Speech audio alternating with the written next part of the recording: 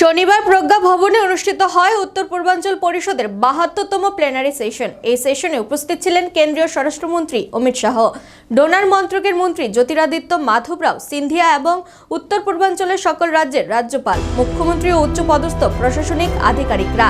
এই গুরুত্বপূর্ণ অনুষ্ঠানের খবর সংগ্রহ করতে বহিরাজ্য থেকে 18 জন সাংবাদিককে আমন্ত্রণ জানানো হয়, যাদের জন্য গ্রিন কার্ড ইস্যু করা হয় এবং 5 স্টার হোটেলে থাকা খাওয়ার বিশেষ ব্যবস্থা করা হয়। তবে অত্যন্ত দুঃখজনক ও হতাশাজনক বিষয় হলো ত্রিপুরা রাজ্যের কোনো সাংবাদিককে এই প্ল্যানারি সেশনের সংবাদ সংগ্রহের জন্য আমন্ত্রণ জানানো হয়নি। এমনকি স্থানীয় সাংবাদিকদের প্রজ্ঞা ভবনের প্রবেশের অনুমতিও দেওয়া হয়নি। এই আচরণ রাজ্যের সাংবাদিক সমাজের প্রতি চরম অবমাননা ও অসম্মান প্রদর্শন করে। এছাড়াও প্লেনারি সেশনের সমাপ্তির পর এক বেসরকারি হোটেলে অনুষ্ঠিত ব্যাংকার্স কনক্লেভ 2024-এ স্থানীয় সাংবাদিকদের দুপুরের খাবারের টোকেন প্রদান করা হলেও কেউ সেই খাবার পাননি। এই ধরনের ঘটনায় ক্ষুব্ধ সাংবাদিক মহল। Tripura journalist union, Tripura electronics media society এই ঘটনার তীব্র নিন্দা ও প্রতিবাদ জানিয়েছে।